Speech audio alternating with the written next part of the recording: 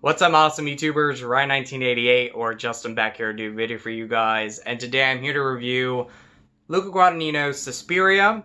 It is the 2018 reimagining or retelling of Dario Argento's 1977 film Suspiria. And this film stars Dakota Johnson, Tilda Swinton, Mia Goth, and Chloe Grace Moretz.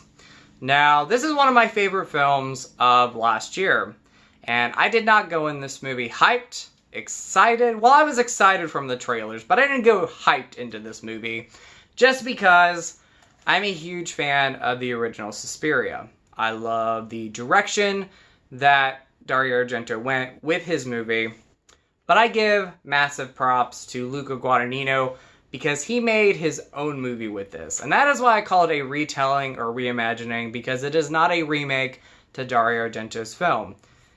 Luca took source materials from the original Suspiria and made his own movie, and I give him massive props for that because I don't think anybody could remake Dario Argento's film, a shot-by-shot remake. I don't think you can capture the colors, the look, the setting, the music that Dario Argento did with his original film, but I think you could take the source materials and do a reimagining or retelling of the film. And that's what I think Luca Guadagnino did perfectly. I love the cast in this movie. It is a great cast. One of my favorite casts of last year.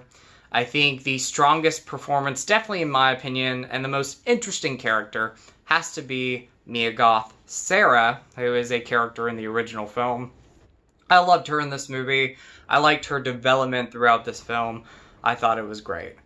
Dakota Johnson did a great job playing Susie Banyan, and I feel like this might be her best role that I've seen, in my opinion. I loved her. Tilda Swinton did a great job as well as Madame Blanc. That's another key character in the original film. I thought she did a great job as well. And Chloe Grace Moretz did a great job for what she had in the film.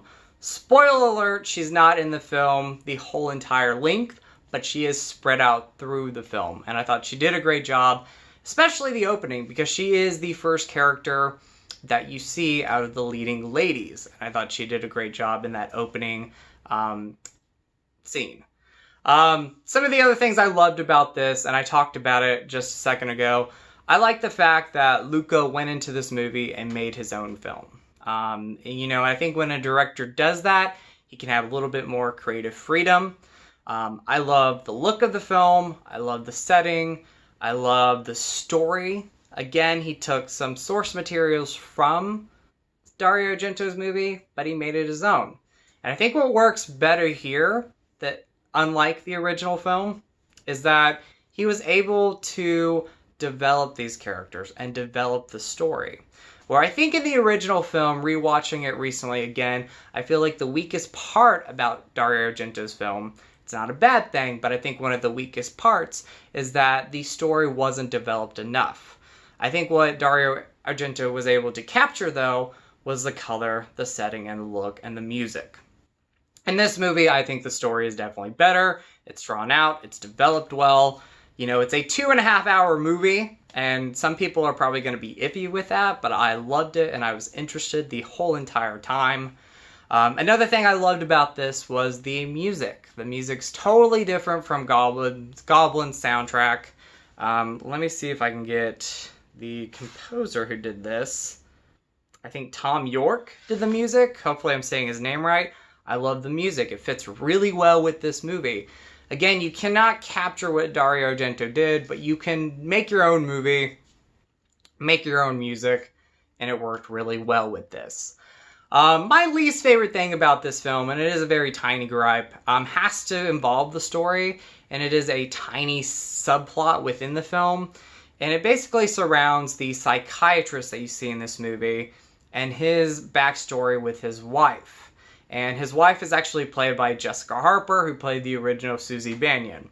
She did a great job for what she had, but I feel like that subplot just did not fit with the rest of the film. I think it was its own separate story, and so it didn't flow as well, in my opinion. Is it a terrible subplot? Definitely not, but it doesn't fit within the rest of the story.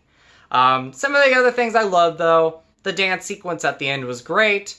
The last 30 minutes, you're going to kind of, be shocked the first time you see it, and you're either going to love it or hate it. I personally loved it.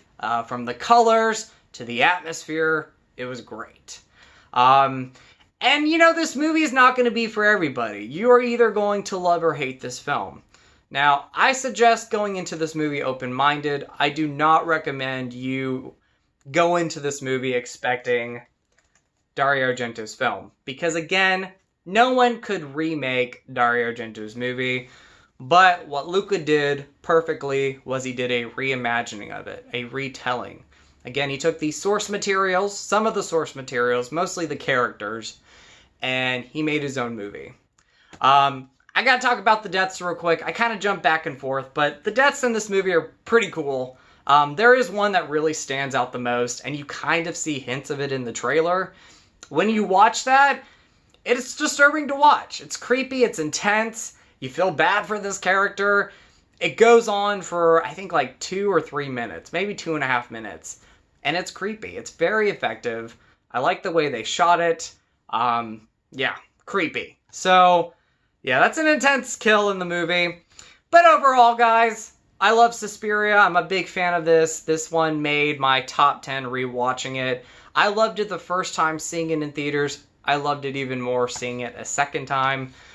And I have a hard time. Do I like the original better or do I like the remake better? But all I'm going to say is I love the fact that this movie kind of took, again, the characters pretty much of Dario Argento's movie, and it made its own movie. Props to Luca Guadagnino for doing that. I recommend checking out Suspiria, but again, go in open-minded. Do not expect to see this film right here. So, anyway, guys, that is going to be my first of many reviews to come. I want to do a lot more in the future, especially this year. Movies that are available on Blu-ray I want to talk about. Some of my favorite movies I want to talk about. And probably some newer stuff that are in theaters. But usually for me, I like to go and watch a movie at least a couple times before I do a review. Because the first time I watch a film like Suspiria, I like to soak it all in. And then go back and watch it and kind of watch everything that I already know. So, most of my reviews are going to be films that are available on Blu-ray, but movies that do come out on Blu-ray right away, I'll probably review those like Suspiria.